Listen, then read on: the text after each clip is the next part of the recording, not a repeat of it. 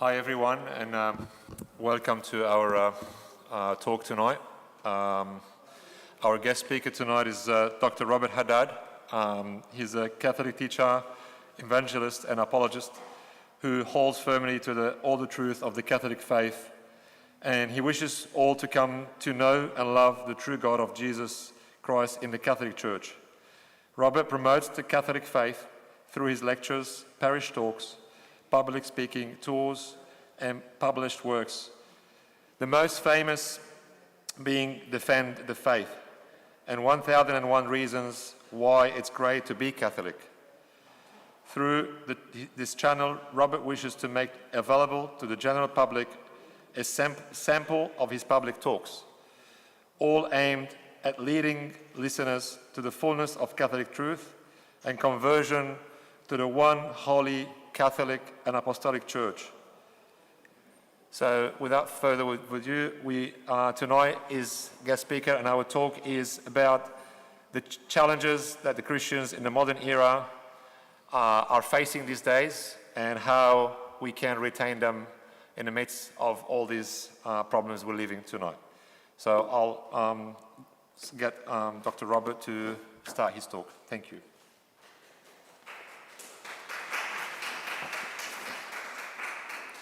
Well, thank you very much for the invitation to present tonight. I'll just let you know I'll be speaking for somewhere between 30 and 40 minutes, so you know in advance. And hopefully that'll make you more comfortable if you're worried about how long this talk is going to go for. It's a great honour to be here.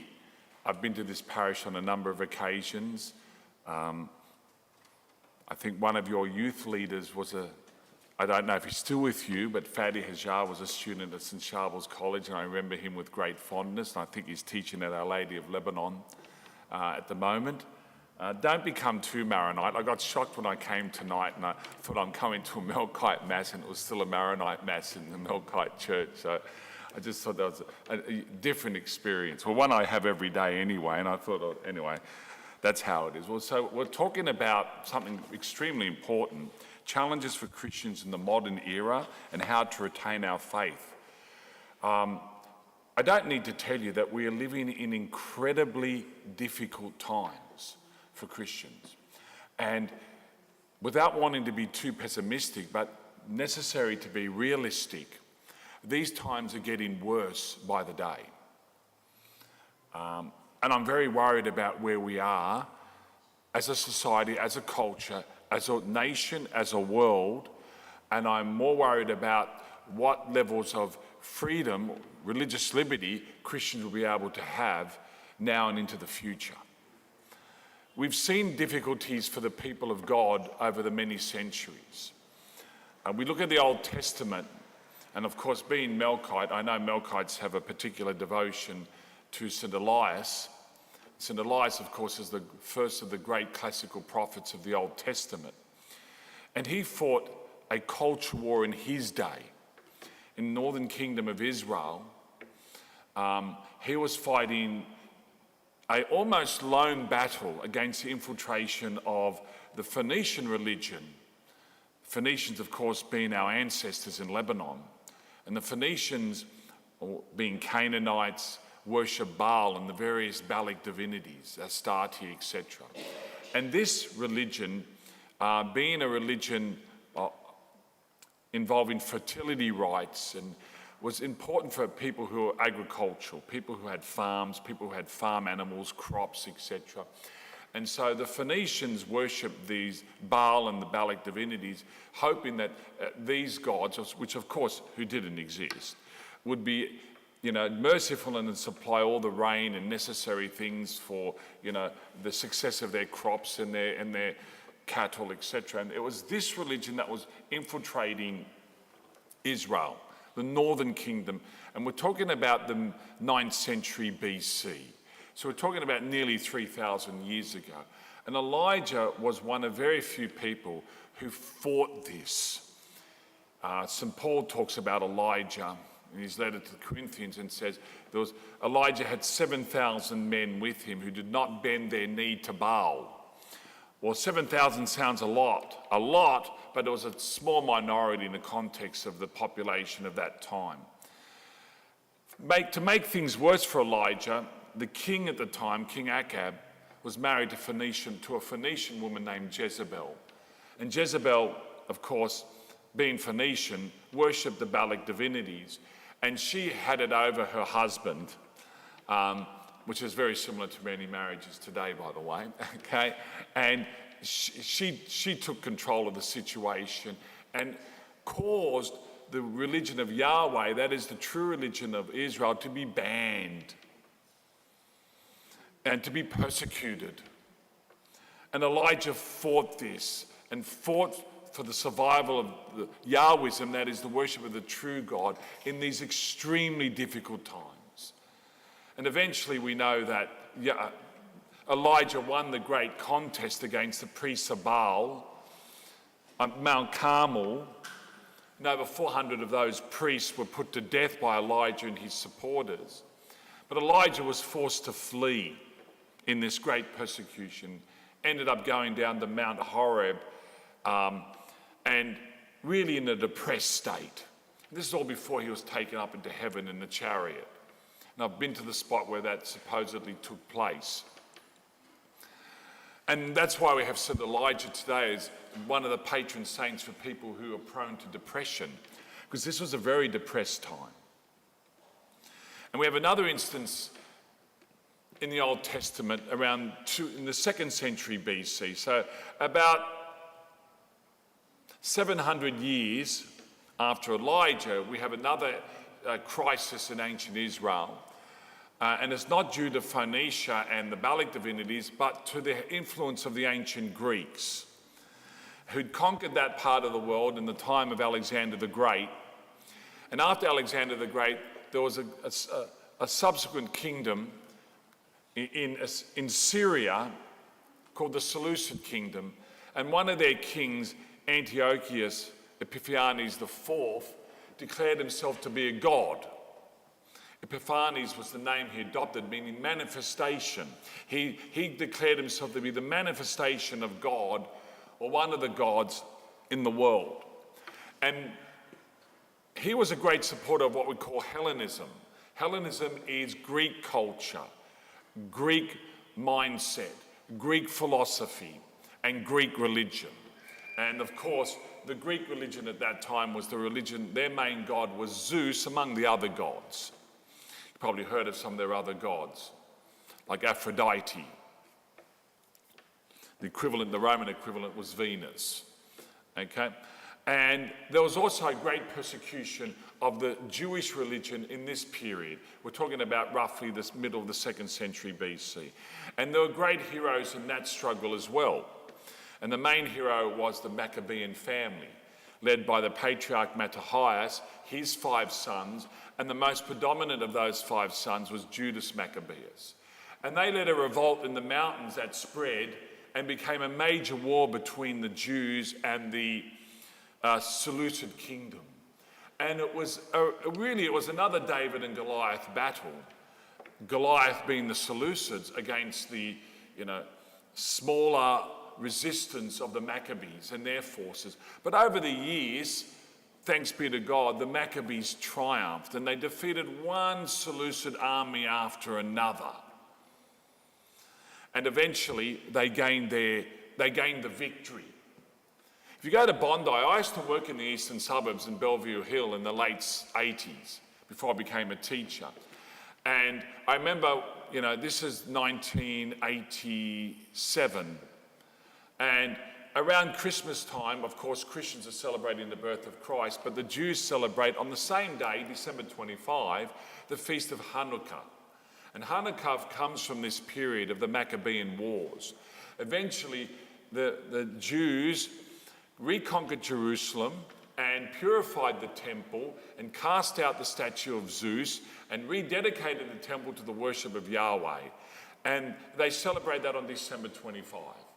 So when we celebrate the birth of Christ, Jews to this day celebrate Hanukkah, or the Festival of Lights, which commemorates their great victory in this struggle for religious freedom, religious independence, the triumph of the true religion against a system, namely Hellenism, which would have destroyed Jewish religion, Jewish mindset, Jewish culture, etc. We're in a similar time now. As Christian people, we are in a cultural war. There's one more example I want to give to you. As Christians, we've seen this before. We saw it in the days of the Roman Empire. The Roman Empire was the greatest, the most powerful of all the ancient empires. And Christianity was planted in that empire as a seed, with Jesus Christ coming into the world through the Virgin Mary in the beginning of what we now call the 1st century AD. And of course, we all know the Christian story. We all know about what Jesus Christ did. So around the early 30s AD, Christ ascends back into heaven. And what does he leave behind? He leaves behind his church, headed by St. Peter and the apostles, etc. And that church was to slowly grow over the years, over the decades. And as it grew, it became noticed. And as it became noticed, it became hated. Because the Christians were countercultural. The Romans, by the way, were not religiously intolerant. The Romans, being the people who conquered so many other kingdoms and incorporated those kingdoms into their own, Carthage, Greece, Asia Minor, Syria, Egypt in particular. What the Romans did, they worked to combine all the religions into one new system of religion. And we still have a temple in Rome today that's a remnant of that attempt, called the Pantheon. The Pantheon means universe or world of gods. So what the Pantheon was in ancient Rome was that anyone could go into the Pantheon and worship any god they wanted, because they had statues of every god that was known in the ancient world there, like a supermarket of gods. And we even have evidence that sometime in the first part of the 3rd century, the Romans even put a statue of Moses and a statue of Jesus in that Pantheon. I've read some text to that effect. So the Romans were not intolerant of other religions. They tolerated the Jews, but they didn't tolerate the Christians. Why? Because the Jews were ancient and venerable and existed pre-Rome. Romans had a respect for things that were old. And the Jews didn't seek converts. They received converts, but they didn't go out of their way to convert the world. The Christians were different. Because they sought to convert the world, they began to grow and grow, and they unlike the Jews who, they were based in the Holy Land and other parts in the Eastern Empire, but the Christians began to grow and grow and grow through proselytism, converting people, and being so anti-cultural, countercultural, they began to be seen as a threat to the Roman civilization. So Christians wouldn't accept the emperor as a divine son of Jupiter. They'd accept him as emperor, but not as divine. They didn't worship any of the other gods. They didn't go into any of the other temples. They didn't eat meat from the butcher shops that had been sacrificed to other gods. They didn't go to the gladiatorial games because they involved the killing of human beings. They didn't join the army because that would have meant perhaps engaging in rites worshipping the god Mars and other gods. So the Christians were seen as rather weird and exclusive, and they did other things, like they worshipped in caves, what we call the catacombs, and they had these nocturnal rites, and they believed to be eating the flesh and drinking the blood of their crucified Lord, who was put to death by the governor Pontius Pilate a couple of centuries earlier. It seemed very weird. And so the Romans sought to exterminate this sect. And they blamed everything on the Christians. The Christians were accused of cannibalism because of the Eucharist. They were accused of incest because they loved each other so much. And they were accused of being responsible for any disasters that hit the Roman Empire. Floods, plague, famine, defeat in war were blamed on the Christians because the Christians denied the pantheon of gods, and therefore they ignited the wrath of the gods. They upset what was called the Pax Deorum, or the peace of the gods. And so Christians were persecuted for 248 years before they received liberty under Constantine. And even after Constantine, there were still persecutions. I'm giving you this as a background because the people of God, in one way or another, have always been persecuted. And today we live in the Western world in the 21st century, and we live in democracies which pride on themselves on freedom and liberty. This is the whole point of the revolutions of the last 2.5 centuries, whether it be the French Revolution or before that, the American Revolution, and all the liberalist movements of the 19th and 20th centuries. And we should appreciate the freedom that we have to worship in the true religion, the true God, Jesus Christ in the true religion. We should prize that freedom and not take it for granted. But I believe actually it's under threat now. We don't have a bloody persecution yet. But I want to tell you something. In the 20th century, 42 million people, whether they be Catholic, Orthodox, or Protestant, 42 million people who believed in Jesus Christ were put to death because of their religion. Whether it be in the Mexican Revolution of the 1920s, the Spanish Civil War of the 1930s, Nazism in the Second World War, or the Soviet Union and communism, or China under Chairman Mao, or Islamic persecutions in extremist countries, or whatever. So let us not think that persecution is safely in the past. It happened. As I said, tens of millions of believers in Jesus Christ were put to death in the 20th century. So what about the 21st century? What are the threats? Well, we still have Islamic extremism in various countries. We saw what the Taliban has done in Afghanistan and now doing again in Afghanistan. We saw what hideous things that the ISIS did in Syria and Iraq. We do know about the persecution of Christians in North Korea. And we do know about the repression of Christianity in China, modern communist China today. And currently the church in Nicaragua is under pressure, and in Venezuela is under pressure, and in Cuba is under pressure. There's no real freedom in those countries. Well, what about the West? Aren't we comfortable in the West? No, we're not. We've got to look with two eyes, not just one. I know there are people who criticise the West all the time, and they should, but they don't criticise these other countries I mentioned. And there are people who criticise these countries I mentioned, they don't criticise the West. We have to look with both eyes and see that even in Australia, there's a growing form of religious persecution, what I call white persecution. When 42 million people die for their belief in Jesus Christ, that is red persecution, because they shed their blood. But we have a white persecution now. If you're a fervent believer, if you're a fervent Catholic, apply for a job in the ABC. Try and apply for a job for the Sydney Morning Herald. Try and apply for a job even on in the mainstream media, whether it be Channel 10, Channel 7, Channel 9. See how far you get. Try and enter politics and be firm in your faith and see how far you get, how many votes you get. If you join one of the major political parties, which is your right, and our church leaders still promote that, and I can see value in that, well, you need to be very, very courageous.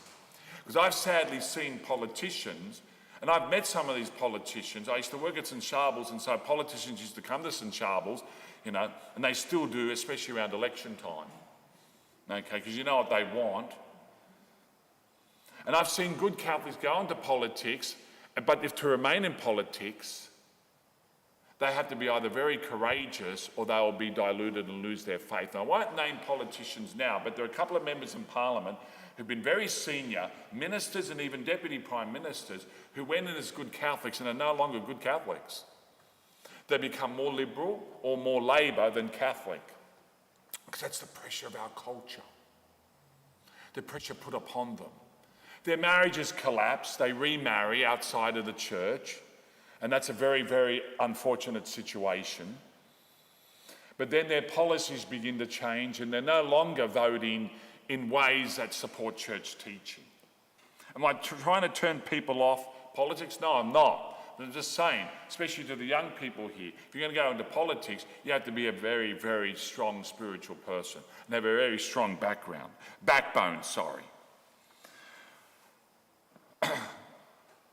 We live in a culture where we call it's woke culture. You've heard of the term woke. It's come to the fore in the last couple of years. Well, woke culture really is the end point of a build-up that's been building up for a couple of centuries. These are the big problems we have today. I'm just going to summarise them, and I know how much time I've got, and normally this talk would take about 75 minutes, but I know I need to summarise. But these are the big issues we've got today. Secularism. That is the belief that religion should stay out of the public realm. Keep religion out of politics. When we had a time, go back 700-800 years, religion and politics were like that. There was always a distinction between church and state, but the church and the teachings of Christ permeated culture and society and therefore politics. Now secularism demands we've got to keep all religion, especially Christianity, out of decision making, out of the public forum. Then we have atheism, new atheism, and we're seeing this in the ascendancy in this country and in the Western world. Christianity in the West is dying. Now I used to teach studies of religion. I'll give you stats for 1991. In the 1991 census, ABS, Australia, nationwide, 74.1% of Australians declared to be themselves Christian in one form or another. That's now dropped to less than 50%. Those who declare themselves to be no religion in 1901 was less than 2%. That's now over 30%. There are more no religion than there are Catholics in this country. Just go back to 2011, and 26% of the Australian population, about 5.25 million, were Catholics. Now that's down to 22% and just over 5 million. The Anglican Church, up until 1986, was the largest church in this country, with over 30% of the Australian population belonging to the Anglican Church. Now they're down to 9.8%. There's some churches growing, like the Pentecostals in particular, but overall, Christianity's in the decline. And the more we decline, the weaker we'll get politically. And one day, the politicians in the Greens party or in the left wing of the Labor Party are going to come after us. They're going to come after the churches and force the churches to pay taxes, especially land taxes, because the church owns so much land and property. They're going to force Scripture out of public schools. I ran CCD for 4 years. I know how important that is. But just in the last 10 years, we've seen Scripture driven out of public schools in Victoria and Queensland. And eventually they'll come after that in Australia. And then there'll be the move to cut government funding to our private schools, Catholic schools. Whether it be Catholic, Christian, Jewish, Muslim, whatever, religious schools will one day get the chop when it comes to funding. And if you think that's not going to happen, let me tell you something. In the land of the free and the home and the brave in the United States, they do not allow anyone to teach Scripture in public schools, and no Christian Catholic schools get any government money. So they'll say, well, we should be like the United States one day. And I fear that day will come eventually. Atheism and new atheism, you go to university campuses today, and the new atheist movement is winning the hearts and minds of the future generations. And this new atheism is more aggressive than old atheism. They mock, they insult, they attack, they humiliate. And young people don't want to be mocked and humiliated, so they're very prone to just abandon religion as a consequence. But the worst phenomenon we are enduring today is the sexual revolution. The sexual revolution is destroying everything. What the sexual revolution is, it's not progressive, it's not moving us forward, it's taking us backwards to where society was in the time Christ came into the world. The sexual revolution is destroying the Jesus revolution. The Jesus revolution was the most successful revolution in the history of the world. It was a revolution that introduced humility, truth, chastity, virginity, celibacy, love of God above all things, love of neighbour as ourselves, love of our enemy, permanency in marriage, fruitfulness in marriage. All that's been destroyed now. The sexual revolution, yeah, it's about freedom, but not freedom to do good, but freedom, license to do whatever you want without God, without law, without rules, without restriction. The sexual revolution says you can have sex with anyone you want, any time you want, any way you want, period. So, what do we see now? Okay, sexual revolution is built over the centuries, firstly bringing in divorce and remarriage, sanctioning contraception, and then we open up to abortion, and then it's, of course, sex before marriage, and, adultery within marriage, and then we move to same-sex so-called marriage, and then we have polyamorous relationships, and it goes on and on and on. This is what is destroying our world. Destroying the family is how we destroy the church, how we destroy the world. And that's what the sexual revolution is all about. And if I was to say this, anywhere in a workplace today in the Western world, the following sentence: in God's plan for life and love, sex is only meant to be between a man and a woman in the context of a marriage which is freely entered into, exclusive to all others, lasts until death, and is open to the natural possibility of life. I would lose my job in 98% of places today in the world, in the Western world. I'll be called so many phobias, and soon such a comment will be illegal, and I'll be arrested and put on trial and sentenced to prison, etc., etc. This day is what I fear is coming. And then we've got the nonsense of transgenderism. Transgenderism is a sickness. It is a lie. There's only two genders, male and female. Everything else is an invention of our own minds. They say that marriage is a social construct. Gender is a social construct. No, it's not. They're divine constructs. They're created by God. What is a social construct is gender theory. The idea that I can self-identify any way I want. The idea that I can stand in front of you with a male body and say, hey, I'm actually female. And you ought to accept it. And if you don't accept it, you'll be liable to legal punishment. And therefore, because I'm a mediocre basketball player among the men, being 6'6", I'll now play basketball among the women. And I'll collect all the sponsorship, and I'll collect all the trophies and all the prize money, because I'm declaring myself to be a female, and you must accept it. Well, that is a lie. And we need to call it out as a lie. Sure, there's dysphoria as a psychological condition, and that is an authentic illness that needs to be treated. But now all this transgenderism of teenagers wanting to transition to male or female through gender reassignment surgery and hormone treatment and all that, 80 to 90% of young people who transition to another gender then desist and choose to come back to their original gender of sex of birth. Transgenderism, imagine, look, here's a joke. I was born visible. But now I self-identify as invisible.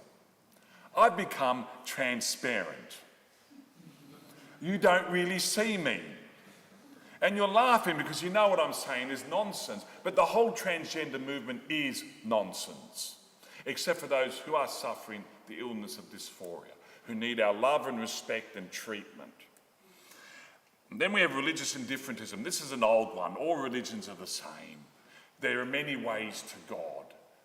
There's only one way that God established, and in the context of Christianity, that's Jesus Christ, the way, the truth, and the life. We all have, and in the last 500 years, Christianity has been terribly fragmented by Protestantism, Protestant fundamentalism, all these sectarian groups, and I'm not judging them as people. I have no right to. I was on a forum just 2 days ago with Orthodox and Protestant scholars, and we love them as human beings.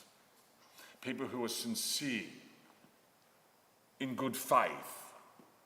So we're not targeting people, but all these movements have fragmented Christianity, fragmented the church, fragmented society, and weakened us, which is why irreligion, non-religion is on the ascendancy.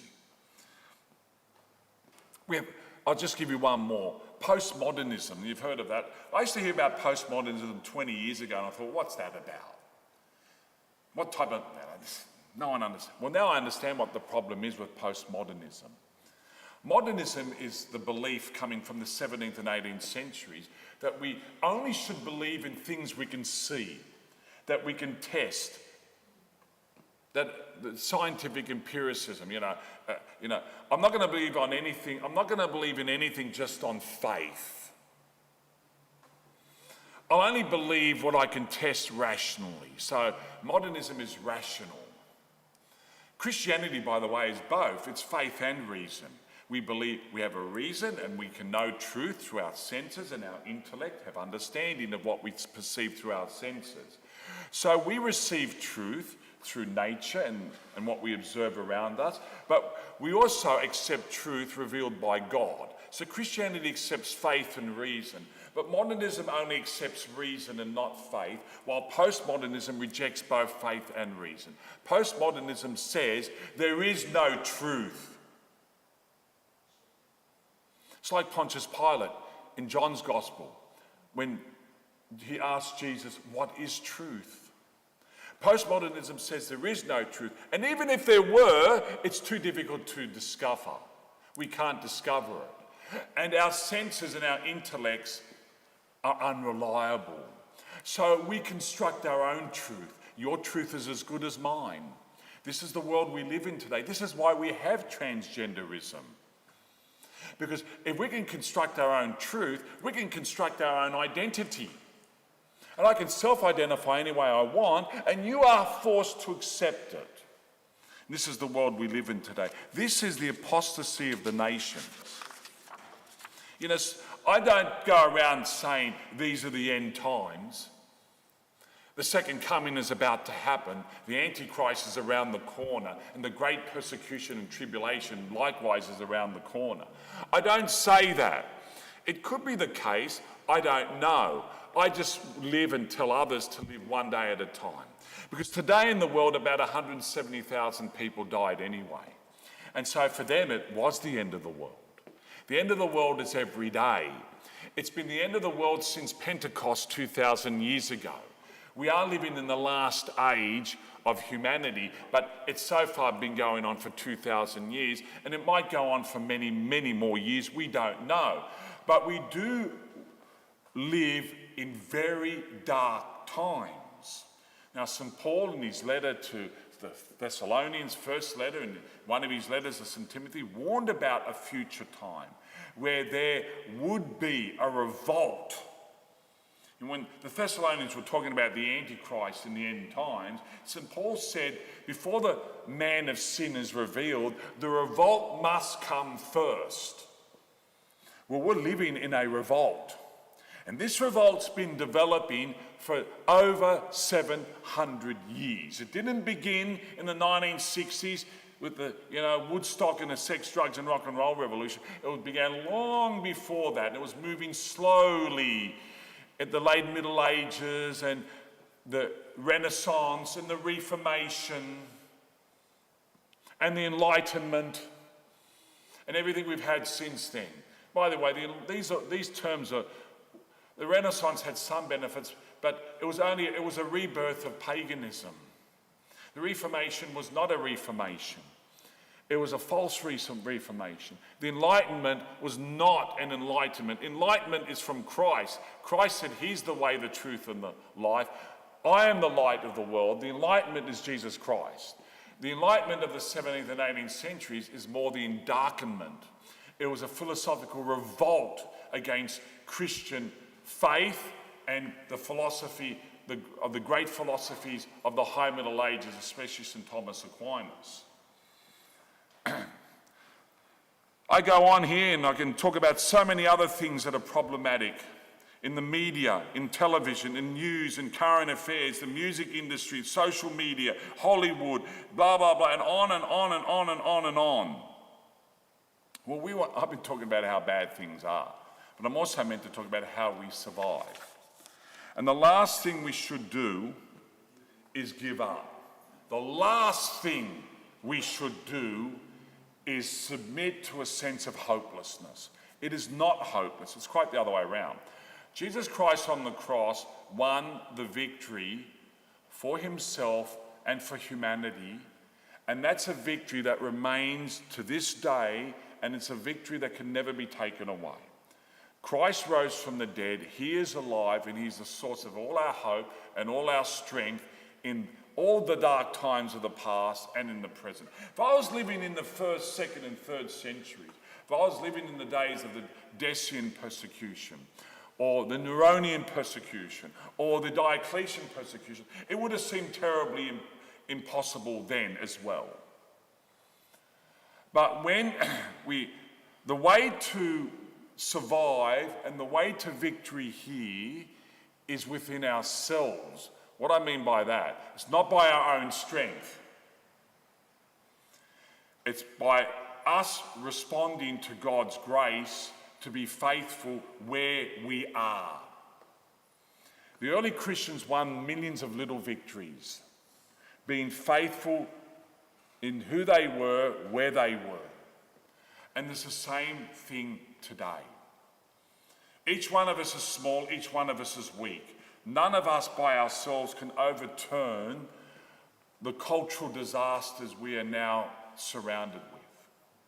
But what each and every one of us can do is be faithful where we are. I'm just a mother.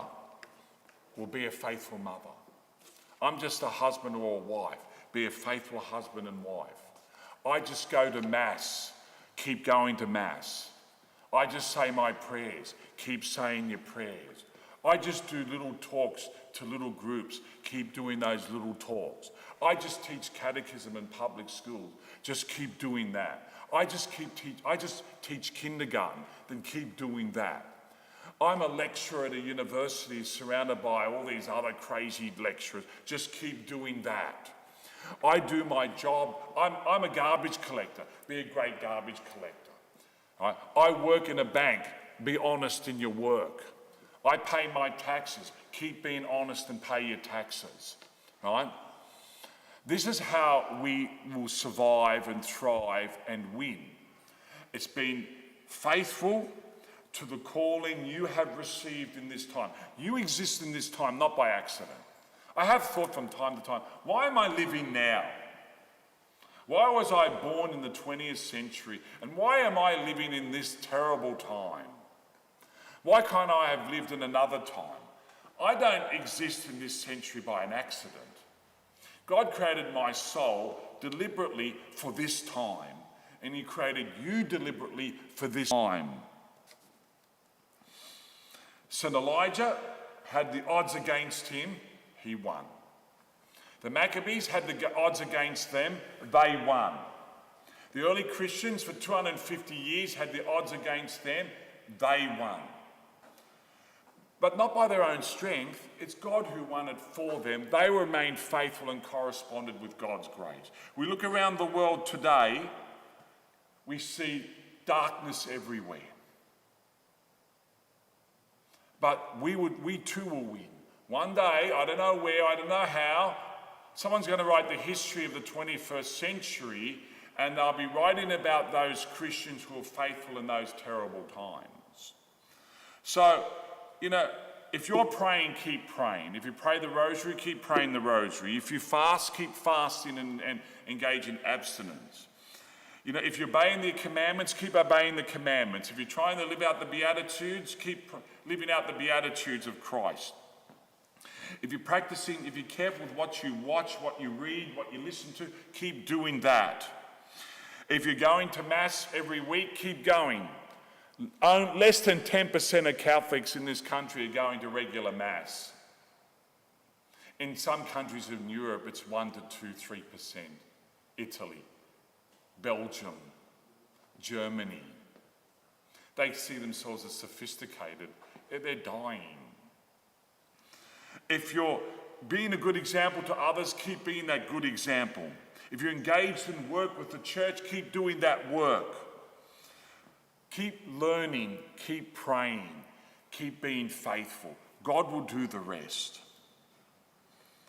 It's going to be hard. I'll summarise now and finish. It's going to be very hard and it's going to get harder. But the worst thing they can do to you is call you names. That's all right. Even worse than that, they might put you in prison. We saw Cardinal Pell in this country victimised by a conspiracy where he was put in prison, an innocent man. And that was a religious persecution. He was put on trial, the evidence was falsified, and he was imprisoned because he stood out as a Catholic. And that's why he was targeted. We may one day be put in prison because of our particular faith beliefs, especially in the area of sexuality, marriage, relationships, gender, etc. Every century has its heroes, there's no doubt about it. Elijah was a great hero in his century. The Maccabean family were a great hero in their centuries. The 1.1 million martyrs of the Roman Empire were heroes in their time, and the 20th century had 42 million heroes, to one degree or another. There are heroes for this century as well. I believe that the heroes of this century have already been born. It's up to you if you want to be one of them. Thank you very much, and God bless.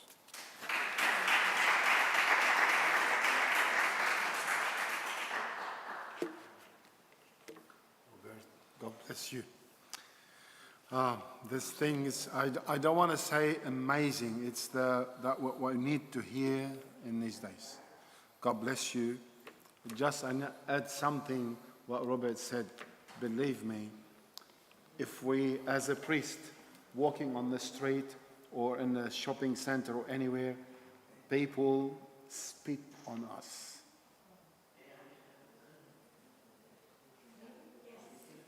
And our reaction, my God, please, Lord, forgive me if I was the reason to cause someone to spit on me. Robert, maybe we need to learn to be Jesus in a modern time. Thank you very much. Yeah. Yeah. I wish that we have many, but doesn't matter. It's all right. Yes. This is a good audience. Thank you. If there were only 2 people turned up, Thank you. we'd still do the